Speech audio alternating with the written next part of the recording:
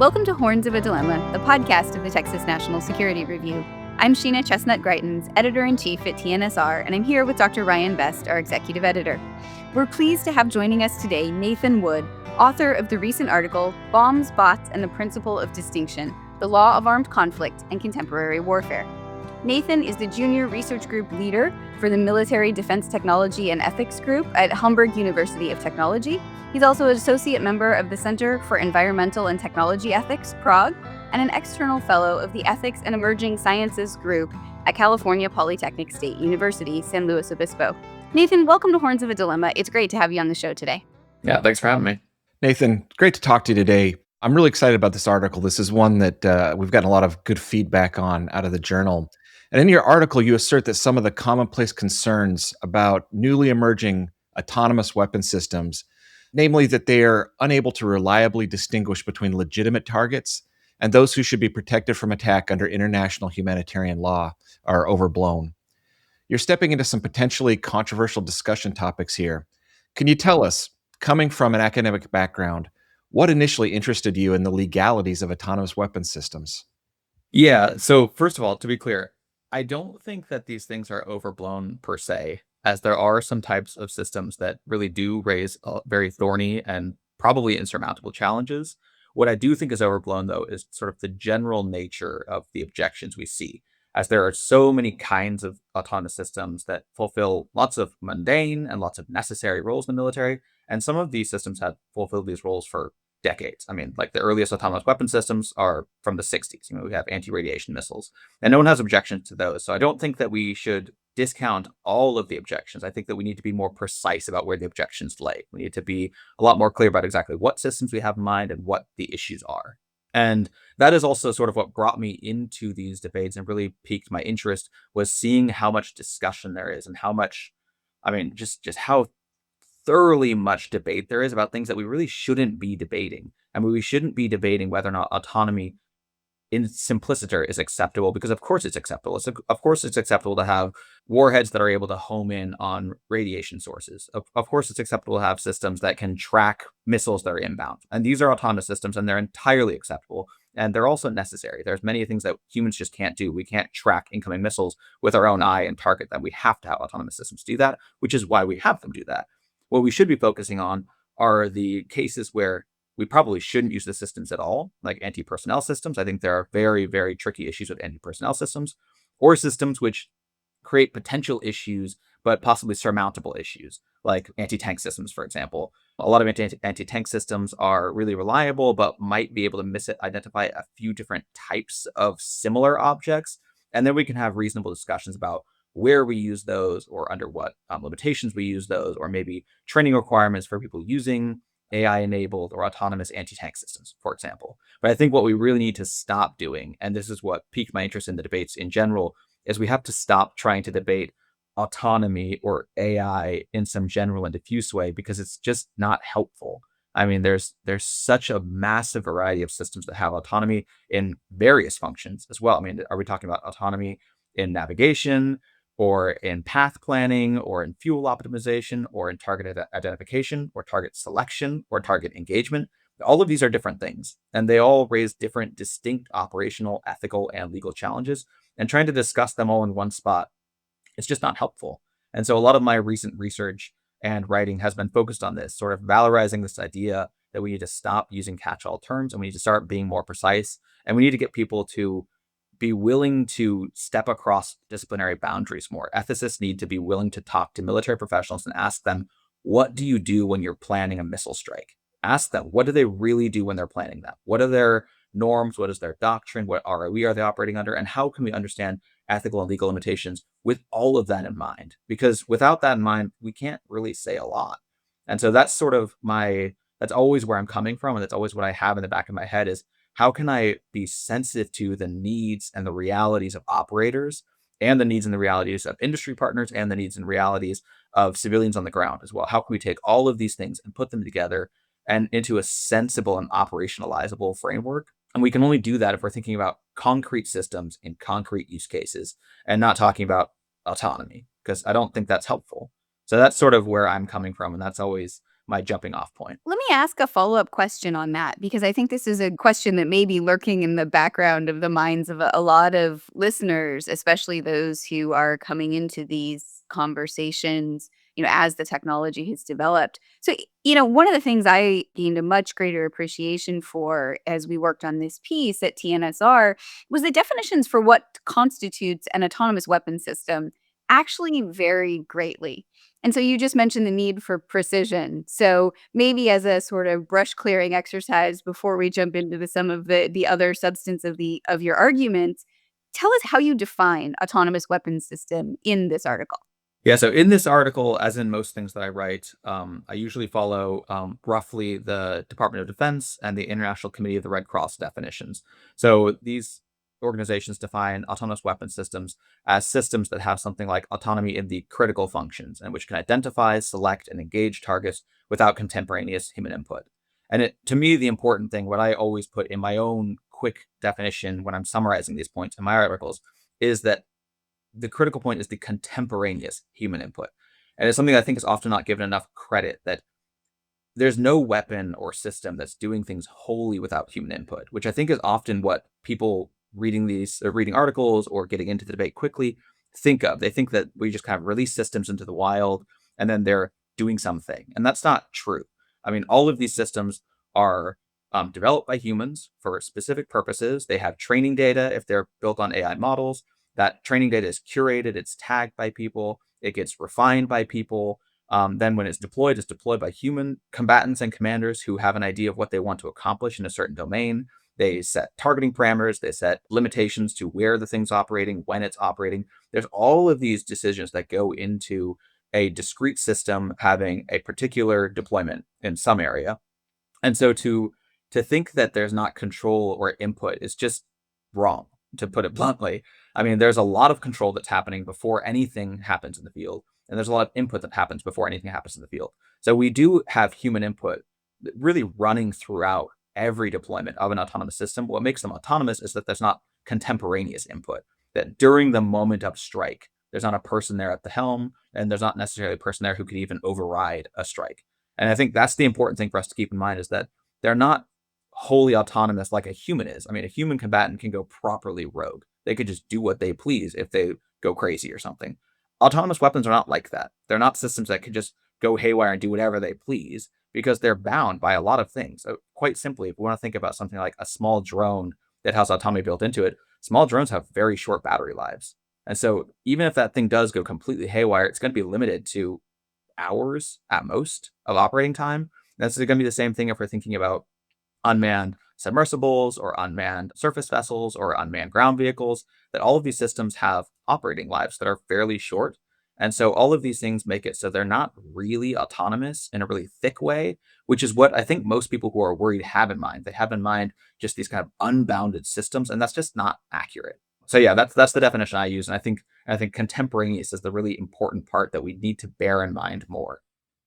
That's really fascinating to think about it that way, because I think a lot of times, I know I just tend to lump all autonomous systems into a single bucket of, hey, this is autonomous, where there's actually a huge variety there.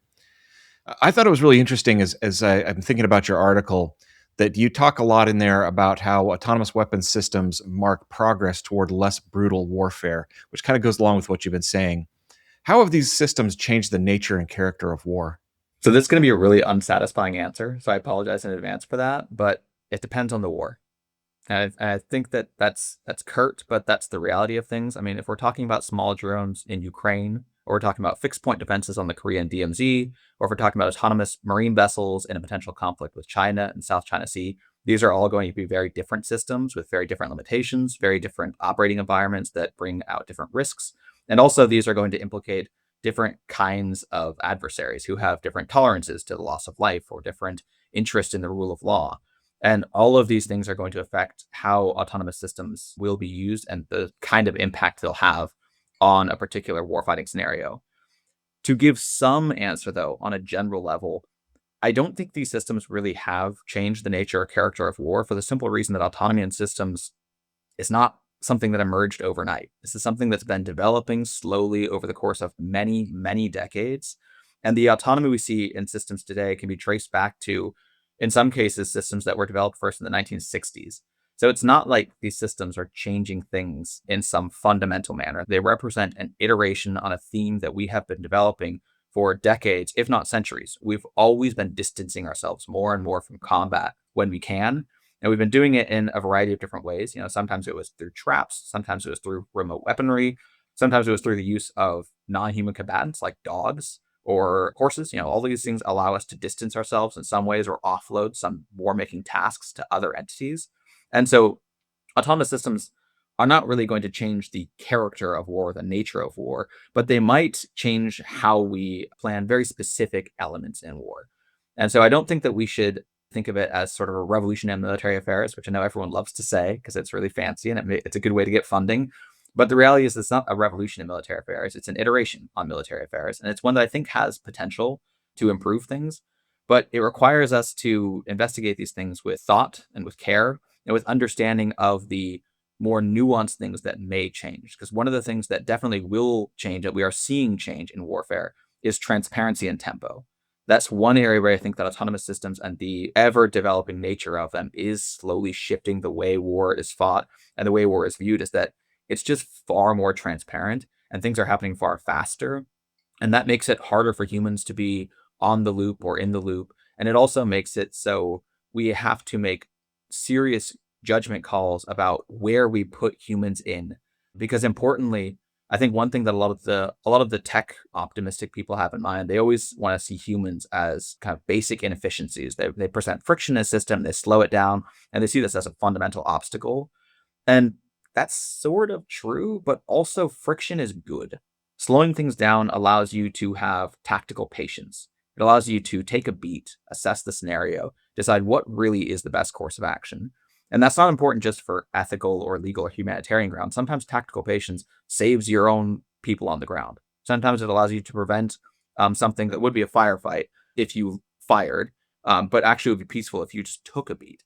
And I know this from people I've talked to who are in Afghanistan who exercise tactical patience and were able to avoid firefights because of that.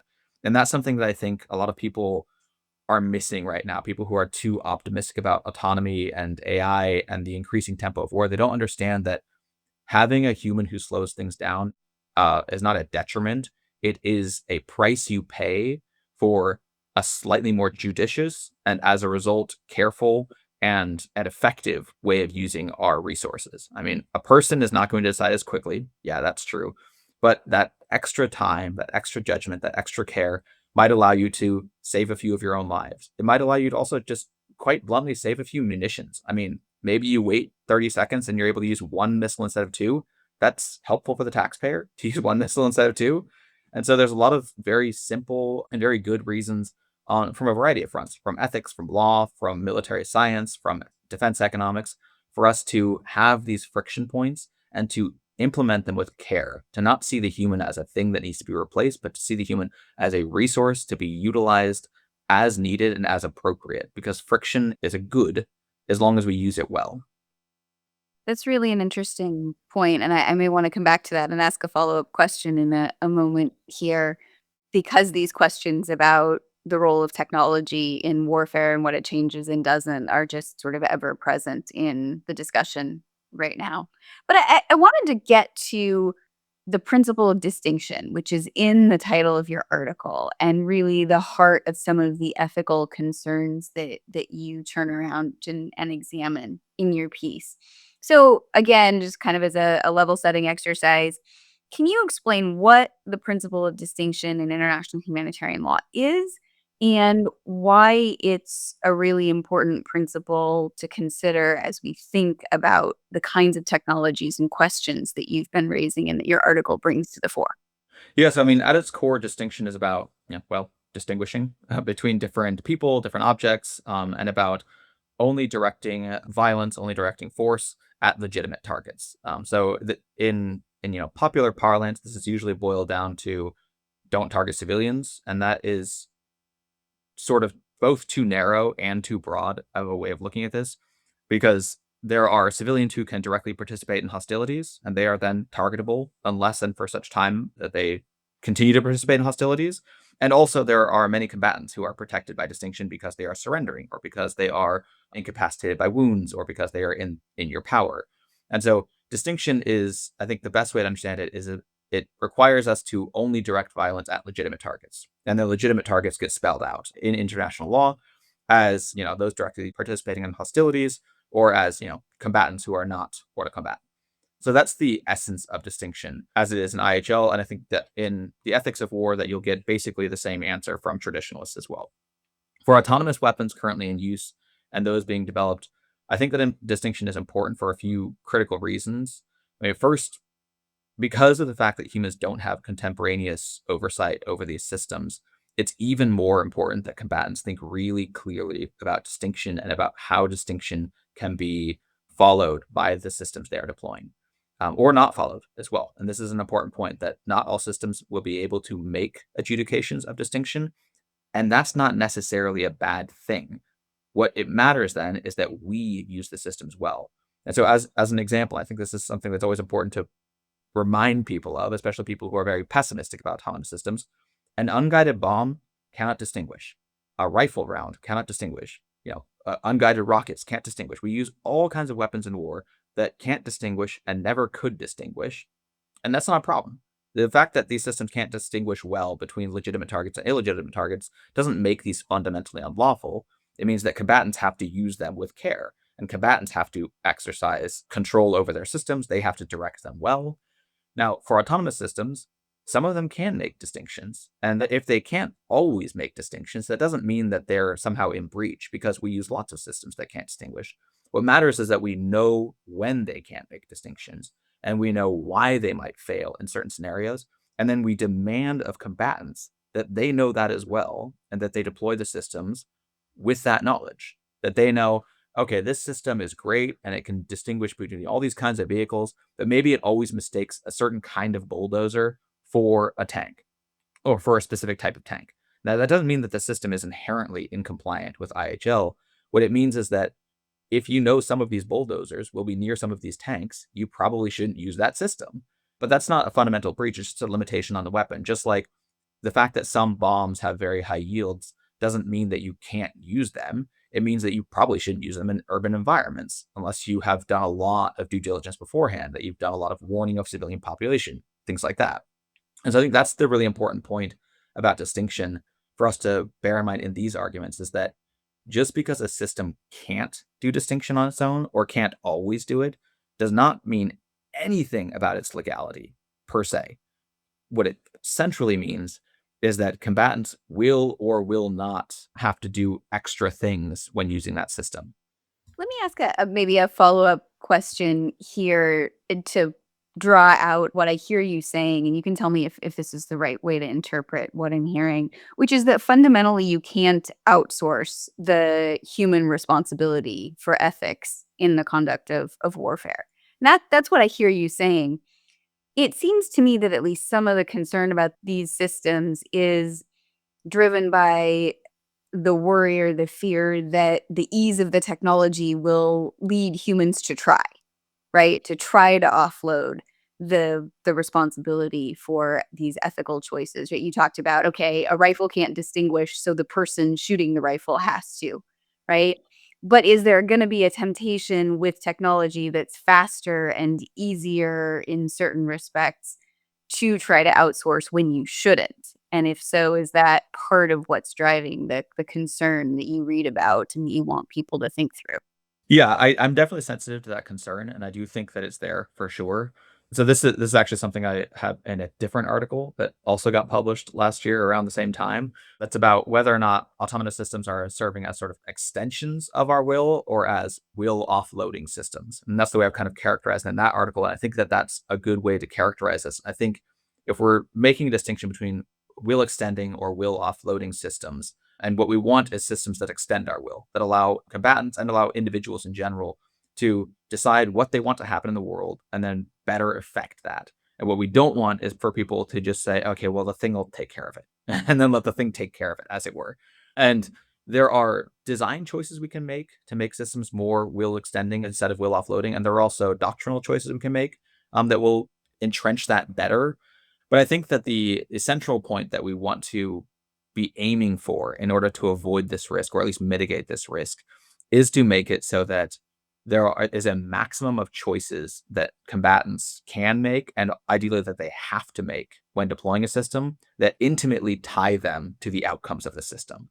So that a combatant doesn't just say, go kill tanks or something like that, and then to release the system into the world, but that they have to draw a bounding box. The thing operates in this area, and then they have to set a time window. The thing operates at this time frame, and then they have to pick the load out of the system. They have to decide which missiles that have which capabilities. They have to decide whether the system is aiming more to minimize false negatives or minimize false positives. You'll give them all these different choices that they can make over the particular deployment so that they feel and they know, and importantly, that they feel. I think it's really important that we've kind of over-intellectualized a lot of the way we're doing things, and we've kind of missed the humanistic aspect of decision-making in warfare and forgotten the importance of human emotions, that if we can make people feel like the outcomes belong to them, then they will take them more seriously. And one of the ways that we can make them feel that is by making them think about all the nitty-gritty details of a deployment. They don't just get to say, go hunt some tanks. They have to say exactly where, exactly when, ideally which type of tanks. They need to probably set some proportionality considerations. Say, don't strike if there are more than this many individuals near the tank, because if the system can't identify civilians reliably, which probably is going to be the case, that's not a thing that can be reliably identified. Then it needs to be able to say, well, if I see this many people around the tank, then I don't fire because I can't know whether or not they're civilians or not. And when you've thought through all these things, it becomes a lot harder to just blithely deploy a system. And I think that that's how we combat this. I mean, this isn't going to be a surefire way. Anything can be used irresponsibly, and that's sadly just the way things are. But if we design systems so that multiple choices have to be made and have to be expressly given as inputs into the system, and then we develop doctrine that anchors the combatant to the system more, then we can try to entrench this feeling of responsibility. And I think that feeling of responsibility can go a long way to making people just be unwilling to use things poorly, because they will know in themselves that they're the ones to blame if something goes wrong. And that's what we need to be anchoring. We need to be anchoring that kind of responsibility at a basic kind of felt level. This is interesting to talk about responsible use of autonomous systems. And we'll come back to that later about what to do about countries that are not necessarily as responsible. But one of the things that sticks out to me, there seems to be this kind of gray zone that if we're responsibly using autonomous weapons systems, there are going to be areas, like you stated, where it can't differentiate between civilians and combatants, like in an insurgency, or wounded soldiers, or soldiers who are trying to surrender. Does there come a point where these systems are no longer useful in a responsible manner because they just can't distinguish between anything? Yeah. So again, I'd go back to the point that I think it's important we be specific about what systems we're talking about and for what types of uses. Because like if we're talking about counterinsurgency environments, then this is going to be obviously the most kind of fraught and tricky kind of scenario we can envision. The reality is that is a fraught and tricky scenario for humans on the ground as well. It's a tricky scenario for humans on the ground who have been there for a while. I mean, in most counterinsurgency environments, you don't speak the local language. You don't know what a lot of the mannerisms and customs are. There are certain types of things that you might not know if they're threatening or not, or if that's just the way people talk there. So there are lots of things that can make it really, really dicey. And it's important to keep in mind what we do in that situation with human combatants. So when human combatants are in a counterinsurgency environment where it's hard to tell who's who, also as something I have in the article, there's a lot of environments where civilians are regularly armed. I mean, a lot of failed states are places where if you're just a regular guy, you kind of have to have your gun because who knows what might happen because it's a failed state. And so in those kinds of environments, you might expect everyone to be armed and them all to be wearing the same kind of dress. And then now and again, you get shot at by someone. That is not a good situation to be in, but that's the situation we saw our service members in for 20 years in Afghanistan and for many years in Iraq as well. And I think that's important that we bear in mind in that sort of situation that people are treated as civilians unless and for such time as they take a direct part in hostilities. That is a really, really conservative targeting regime. If we can't tell who's a combatant, then everyone is treated as a civilian unless and until they stop taking part in hostilities. So you can only shoot if you're being shot at, basically. And I think that that's the basic standard we would have to have for autonomous systems as well, that they can only open fire on people if the people are firing, basically. Now, that being said, I don't think we should be using autonomous systems for that anyway. I think that anti-personnel rules open a lot of risks, both legal and ethical, and also operational, that are really hard to patch or hard to get around. And I think that in most cases, anti-personnel systems are going to be more trouble than they're worth and are going to be just riddled with way too many potential challenges. The one outlier I would give to that are discrete operational environments where the conflict itself has sort of cleaned up the situation. And so obviously this won't be counterinsurgency environments anymore. But if we're imagining, the front lines in Ukraine, there are areas where civilians have been pulled out, where it's just combatants, and where the Ukrainians know where all their guys are, and they know where the Russian guys are more or less. And so having an anti-personnel drone that just goes through and, shoots at people, it sounds dystopian and horrible, but I mean, honestly, the front line in Ukraine is dystopian and horrible. And that's a situation where it's not unthinkable that an autonomous system that is looking for signatures that looks like a person basically would be potentially acceptable. I'm not saying it is inherently acceptable or that there won't be challenges to that, but that's the kind of environment where I could see that potentially being usable. But it's going to be really, really operation and conflict dependent. And so I don't think that we can draw a lot of high level conclusions from that. We really just have to look at distinct operating environments and decide what weapons are appropriate, under what conditions, under what restrictions, just as we always have done. We've always done this kind of weaponeering, and that's what we have to continue to do. So you may have already answered this question, but I wanted to ask you a little bit about it because you do go through it in a little bit of detail in the article, and that's how well autonomous systems might be able to discriminate between valid targets like active combatants and those prohibited by international law, who might include people who were previously combatants but who are suddenly or who become hors de combat. And I was thinking about this because we had this discussion earlier, I guess end of last year, about how you would know if a given person, say on a boat in the Caribbean, was trying to surrender or was a permissible legal target, right?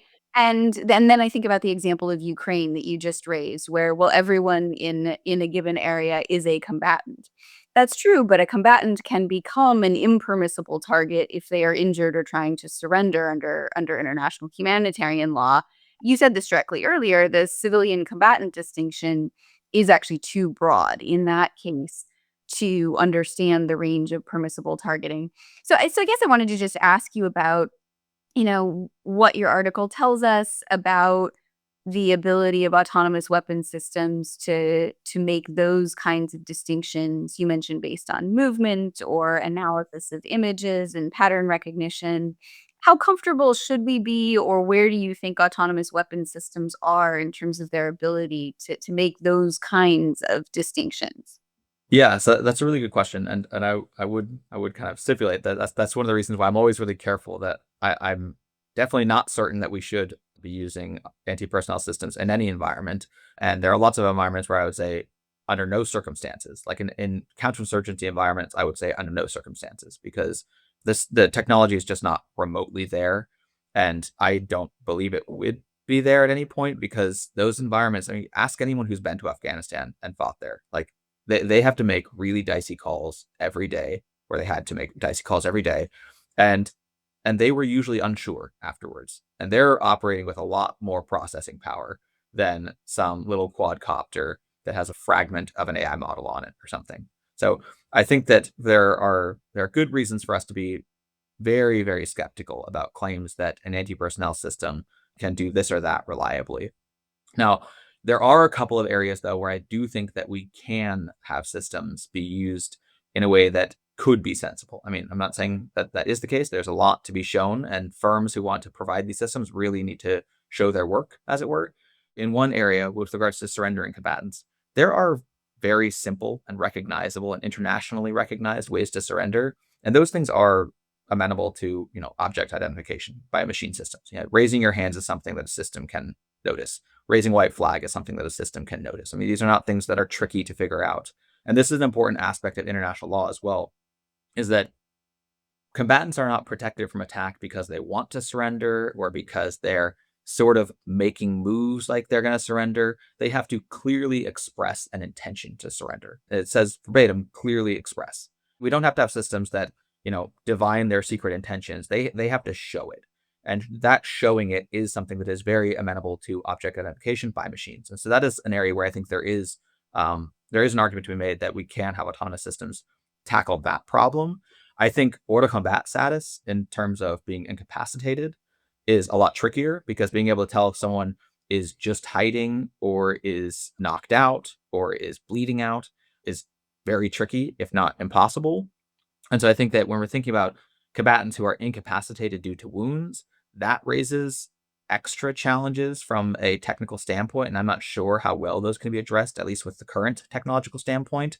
I'm not sure whether or not that might be amenable to technical approaches, though. I mean, I'd be interested to hear what people at firms who are developing, remote sensing capabilities would have to say about that.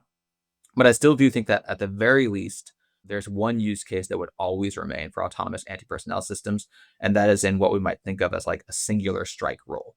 That it's always permissible for us to call in artillery on a grid coordinate, as long as we know that it's not filled with a field hospital or it doesn't have civilians in it. All the normal requirements are met, but we can fire 100 shells onto an enemy trench work. Not all of those shells will hit at the same time. And so some of the initial shells that hit might wound people and incapacitate them, and the final shells might then kill them. And that is the reality of things, is that if you call in an artillery barrage, there will be some fraction of shells will wound and the other fraction will kill. And that doesn't make the last shells in breach somehow, though. And that's because international law is not treating each shell as an individual attack. It is looking at an attack as a whole. And so that, I think, is where we have room to think about a potential space for autonomous weapons used in anti-personnel roles, is if they're used as a sort of singular attack that is very, very discrete in its time window. If you use an autonomous drone to basically sweep a trench or something once, that in that role, it could wound and kill potentially people, but then it's gone, and then it's not going to go back over and, re-rake with fire the people who have been shot once already. I think that re-striking of the trench would raise a lot of technical and ethical and legal challenges, but that first single run of the trench doesn't seem to raise those challenges, at least to my mind. And so that's an area where I think we could think about a potential use case. I love these examples because it really helps me think through. And of course, rolling in my mind, I spent a lot of time in the Middle East myself, and I've seen many, many of these types of things. But in your article, you had an example there that really got me thinking deeply about this particular topic, where you talked about an enemy headquarters inside of an urban area and started looking at the difference between conventional weapons and autonomous weapons. I was wondering if for this audience, you could just walk through that example and explain a little bit about the difference between, or the pros and cons of, an autonomous weapon system versus a conventional strike. Yeah. So the example that I use in the article is basically like an enemy command post that's a core node of command and control that's located in an urban environment. And the importance of this command post merits it being struck.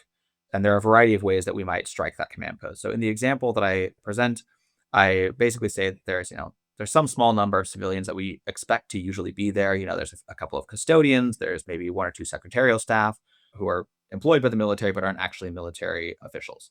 And because of that, we know that if we were to drop a bomb that brings down the whole building, that we will inevitably kill some small number of civilians.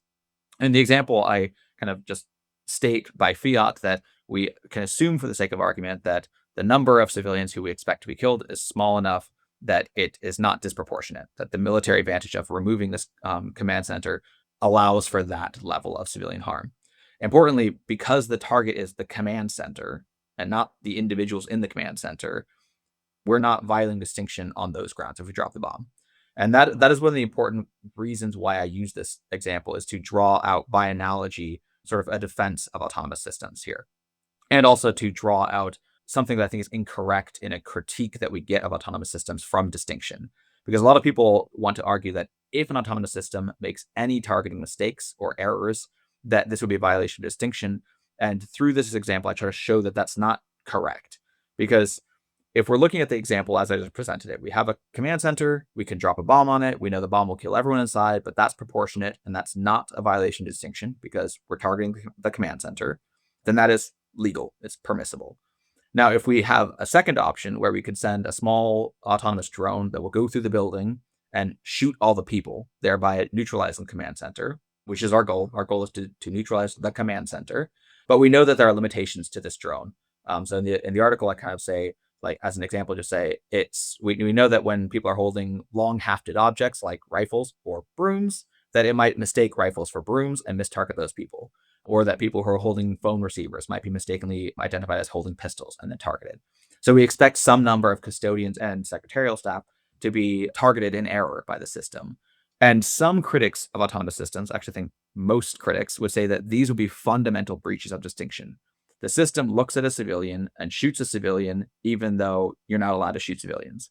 And the argument I try to make in the article is that we are not shooting civilians with the system. We are deploying them to neutralize a command center in the exact same way that we would deploy a missile or bomb to neutralize the command center. And so what we need to look at when we're thinking about these two cases, and if we want to think about them in the same way, which we should be thinking about them the same way, is we need to think about everything that follows after the decision to deploy as a proportionality calculation. There are no questions of distinction after that, because after that, the only question that remains is, what is the risk of harm to protected persons and objects? And in the case where we drop the bomb, we know the risk of harm to protected persons and objects is 100% for every civilian in the building. In the case of the autonomous system, we know the risk of harm to protected persons is less than 100% for every civilian in the building. And so if it's permissible to use the bomb, then it has to be permissible to use the drone on grounds of distinction. And one point that I further draw out in the article, which I think is underappreciated by the legal community who thinks about these things, I think part of that's because they're lawyers and not philosophers, is that there's often a disconnect where they then want to say, yeah, but the machine decides. And for people who are only listening, decides is in air quotes. They want to say the machine decides who it's going to shoot, though, but that's not correct. Machines don't decide anything. Machines execute processes. And it is the responsibility of the people deploying the machines, making the decision, carrying out the actions that result in an attack, to think about those limitations, think about how the processes are executed, and act accordingly. And so the only action that takes place, the only thing where responsibility is born, is the deployment choice. You deploy a missile or you deploy an autonomous drone. Everything after that is error rates. And so that's the reason why I use this example and why I use it in this analogous way to draw out this rather important and rather underappreciated point that machines don't decide things. Machines execute processes, and we need to look at the human who decides things, because the human is the one carrying out the attack. And the autonomous system is the way they carry out the attack, just like a missile or a bomb would be a way to carry out the attack. But we don't say bombs are violating distinction because they blow up buildings. We would say the humans violate distinction if they, target the wrong building, or it's disproportionate to blow up that building. And we always have to track the responsibility, ethical and legal responsibility, back to the humans making the decisions.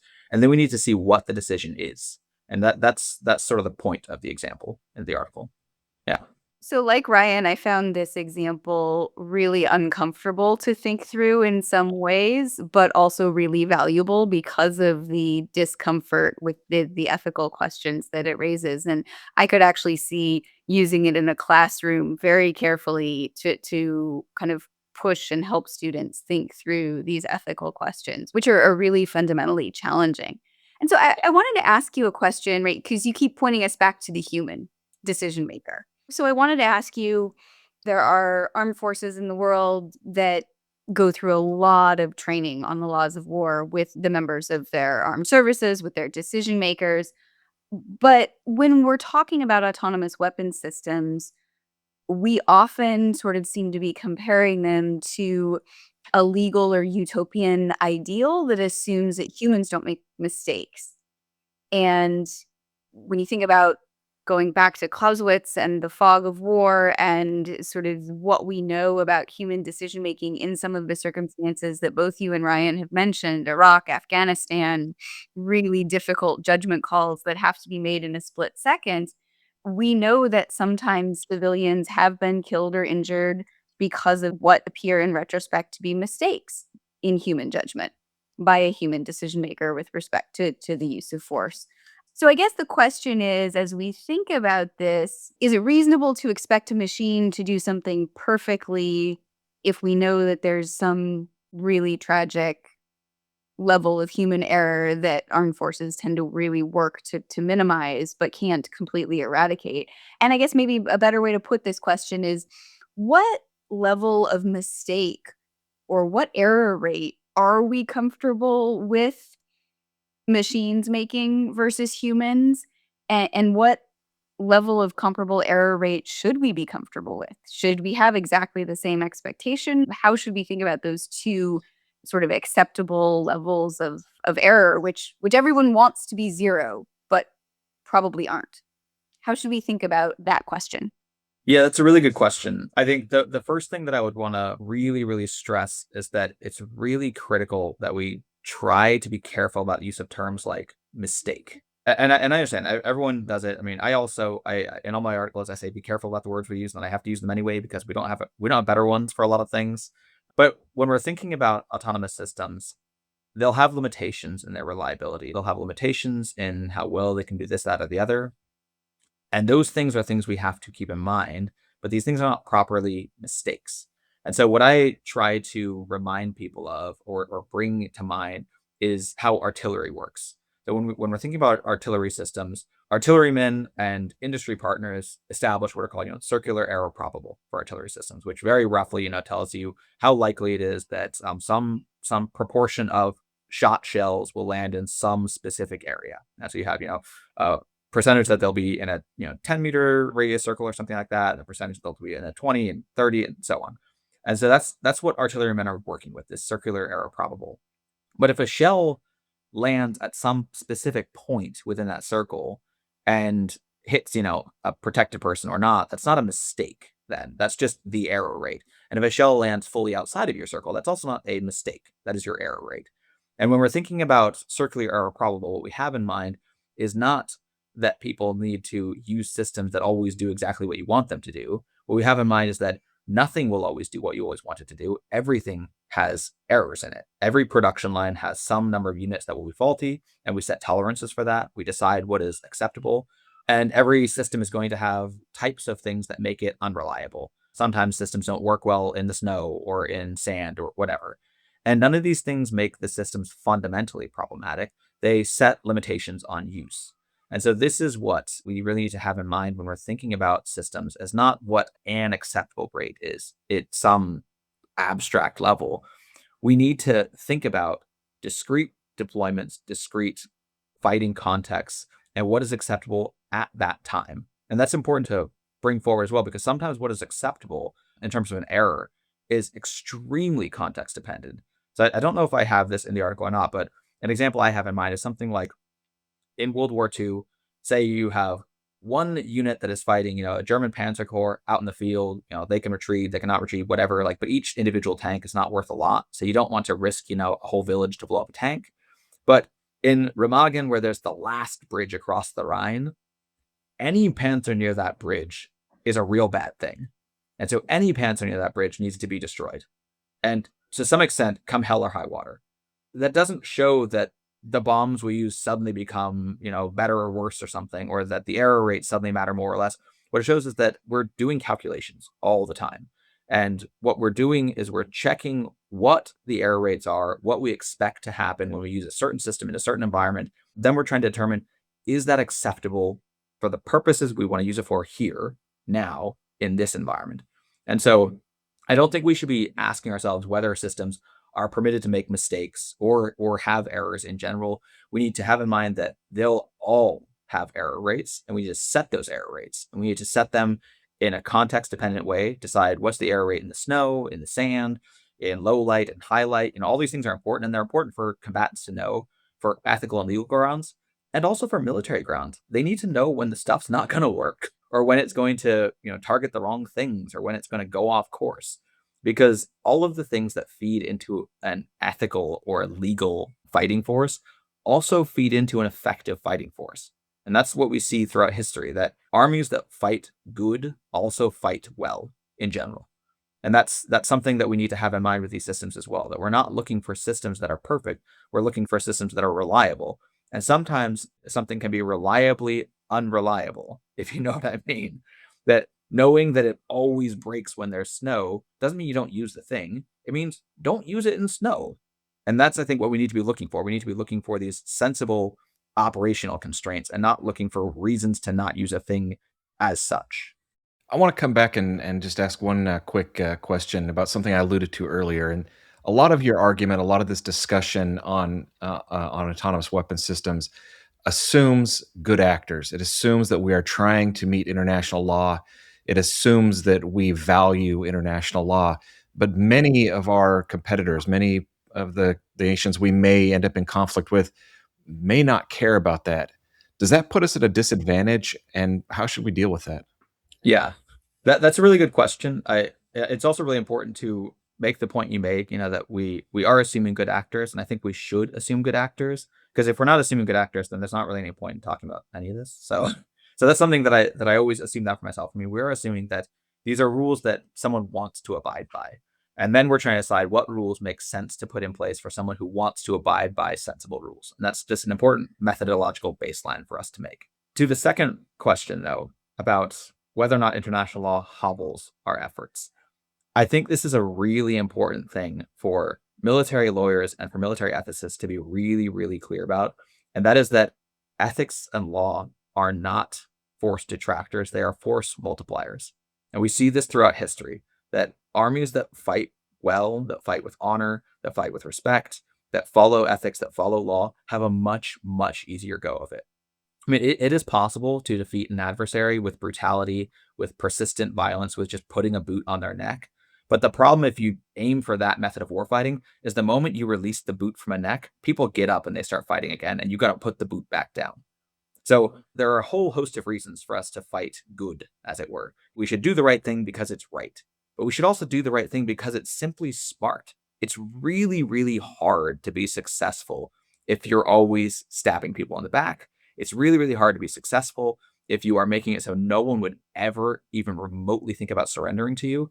And we see this every day in Ukraine as well. If Russia was not such a horrific fighting force, if they were not raping women, torturing men, and kidnapping kids, Ukrainians probably would have knuckled under a while ago.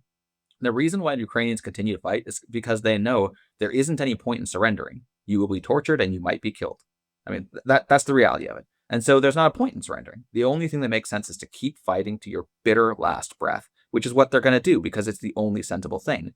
Whereas if you fight with decency, if you fight with honor, if you fight with respect for your adversaries, then they'll know, yeah, we could keep fighting and maybe it furthers this, that, or the other goal, or we could surrender and they'll treat us well and then we'll see what happens after that. There's a reasonable discussion to be had for each individual within themselves about where do we go from here if you are being a good fighting force. Whereas if you just jettison all of these things, if you jettison international law, if you jettison ethics, if you jettison honor and respect for your adversaries, then you remove every possibility for your adversaries to even think about giving up, to even think about treating with you as equals because you haven't treated them as equals. And so we really, really need to be way more clear for combatants, for commanders, and for policymakers that yes, doing the right thing is good because it's right. And also doing the right thing is good because it's smart. It's prudential. It's cheaper. It's safer. It's just dumb to not do that. And we really have to make that clear to people that there are good prudential defense economics and other reasons to do the right thing just because doing otherwise is really, really expensive and really, really painful. That's a really, I think, fundamental and important point. I'm glad you raised it. I guess, to wrap us up, one of the things that your article really squarely grapples with is just the reality of the deployment of these systems in modern warfare. And so I wanted to ask you about what advice you might give to policymakers who are maybe less familiar with this precise capabilities of some of this technology, but who are nonetheless responsible for thinking through rules about and guidelines about its use. So how should they be thinking about striking the balance between the lethality of these systems, the legality and the ethics of their deployment? What lessons can U.S. civilian policymakers and military leaders learn from your article? And what are the factors that they really should consider in formulating policies around the use of autonomous weapons systems? What are the kind of key takeaways for them? Yeah, I think the broadest, highest level thing is the point just made that people really need to keep in mind and keep anchored in mind the certainty that being ethically and legally righteous is a force multiplier. That needs to be front and center in everyone's minds, because I know this from a lot of military personnel. I know this from a lot of engineers, that ethics is always seen as sort of a tick box you have to check. That's really annoying, and it takes some time. You have to, like, compromise on this, that, or the other, and that's just not true. Like, yes, it might require you to add extra training. Yes, it might require you to think about some extra capabilities in a system, or to think about some, design requirements for how operators interface with it, or but you might have to think about how human machine teaming works a little bit more carefully. But all of these things make it so systems can be better employed overall, and so they can be more responsibly employed overall, and employing them responsibly makes it so you can employ them more effectively, because good warfighters are good warfighters. And so I think that's something that we really, really have to be extremely clear to policymakers about, that you need to have systems in place, have design requirements in place that are meant to anchor ethics and law, because these are force multipliers, and that's all there is to it. I think more concretely, when we're thinking about policy around AWS use and how we can sort of aid warfighters in making use of these systems well, is we should really make clear to combatants and to commanders that they are responsible for the outcomes that come about from using these systems. And we need to look to design programs that try to build in features into systems that make it so operators feel their responsibility more, that give operators more control over the systems, and that also give the operators control over allowing the system to do things that might seem on paper to be dicey things. Because the reality is that sometimes certain limitations don't make sense. Sometimes certain limitations are bad, even, or might hinder things, because circumstances don't require them. So in the other article I recently had published, when I was thinking about how do we make systems more will extending rather than will offloading, I was thinking about sort of like all the parameters that you might be able to toggle on and off for a system. And if we imagine that a system is able to get acoustic readings and seismic readings and visual readings, say, of systems in the field, and it's an anti-tank system, that maybe it's on paper might look good to require that all three of those metrics get a positive identification before the system engages. You say, well, it has to hear a tank, recognize the seismic activity of a tank, and also see a tank, and only then can it fire. And that sounds good on paper, but we can imagine a whole host of environments where you won't get any seismic readings. If a tank is in a swamp, for example, then you're not going to get any seismic readings off of a tank, or at least not any reliable ones, because the ground simply won't transmit that. And so there might be environments where you say, well, this type of thing, I just need to be able to turn that off entirely, because it's only going to give me false negatives. And so with that in mind, if we're thinking about what actual warfighters are encounter in the field, and we're thinking about the actual needs that they have and the actual realities of being able to engage the enemy well, I think what we'll need to be looking for is systems that give operators sort of a maximum amount of tactical flexibility in the use of systems, and that present them with a maximum amount of thought through choices in the design architecture that really entrench for them, I'm responsible, I'm the one using this, this is on me. In the same way that someone who aims their rifle and fires knows whatever happens after that, that's on you. And we should build systems, autonomous systems, in a way that we make that as present in people's minds as possible, both because it will anchor responsibility, which is good from an ethical and legal perspective, but in anchoring responsibility, it will make warfighters think about their duties. It will make them think about the risks inherent in what they're doing in a more thoughtful and nuanced and careful way that will lead them to be more responsible, which will lead adversaries to be more willing to surrender, or lead, potential partisan groups in an adversary population to be more willing to fight on your side. You'll have police forces come over more quickly. You'll have all of these good downstream effects that only come from acting with honor, acting with respect for your enemy. And I think that's what we really have to make clear to policymakers and to military commanders as well, is that we do these things because they're right, and we also do these things because they're smart. And we should be thinking about both those things all the time, and designing systems and deploying systems with that in mind. How can we be right, and how can we be smart? Because being right and being smart are usually the same thing. Well, this has been a really interesting and thought-provoking discussion. Nathan, we really want to thank you for joining us today. No, thanks for having me. It's been a pleasure, and it's important to get the word out and to get people thinking about these things more carefully. Yeah, well, we appreciate you taking the time for such a thoughtful conversation. Thanks for joining us on Horns of a Dilemma from the Texas National Security Review. Our guest today has been Nathan Wood, author of the article Bombs, Bots, and the Principle of Distinction, The Law of Armed Conflict and Contemporary Warfare, which as always can be accessed for free on our website, tnsr.org.